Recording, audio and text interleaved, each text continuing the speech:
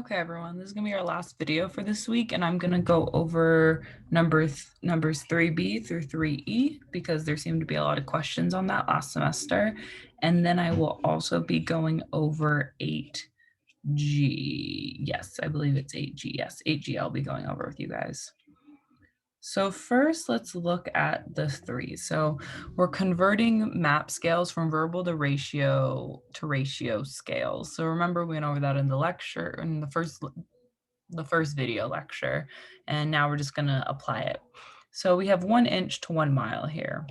So we could put the 1, because we're doing the 1 inch to 1 mile. So someone might be inclined just put 1 to 1 because that's what it kind of says. But what this question's really asking is for 1 inch, how many of those inches are there in 1 mile? So we have it on our conversions, or you could just plug it into find it on a conversion calculator or the conversion sheet from lab 1.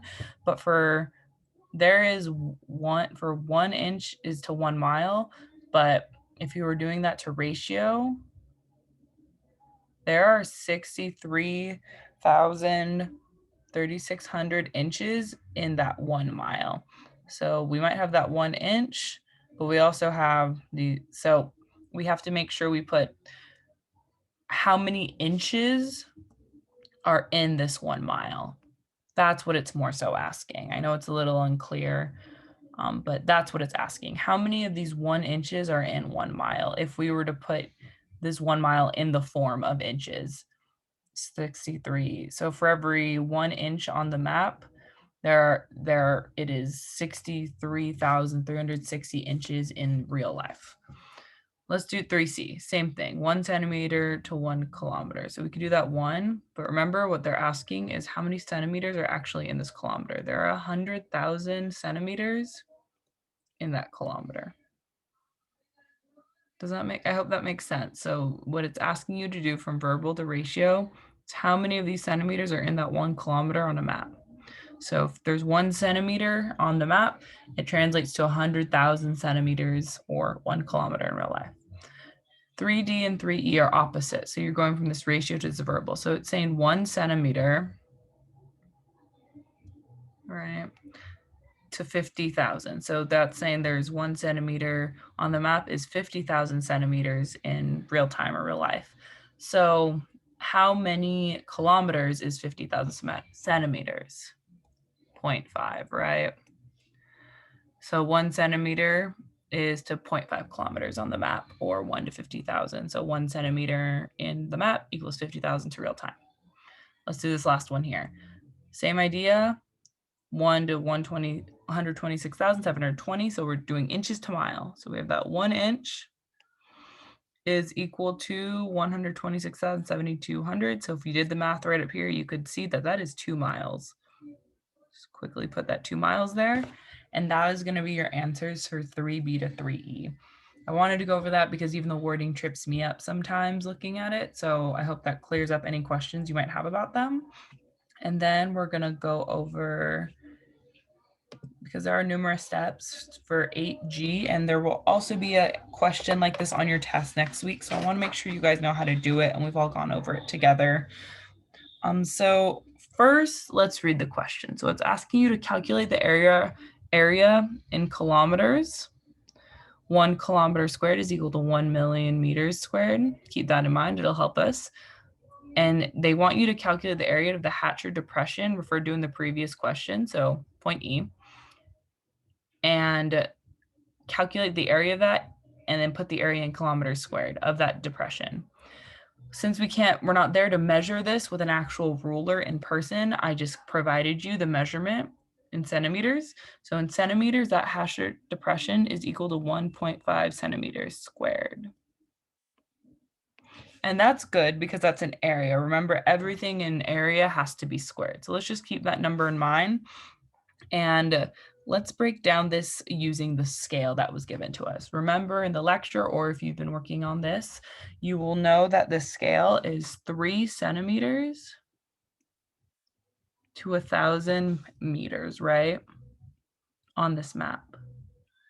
So first things first, let's square both of these. Let's square the 3 centimeters, let's square this whole thing, because we're trying to get into a form for area. Remember, area needs to be squared.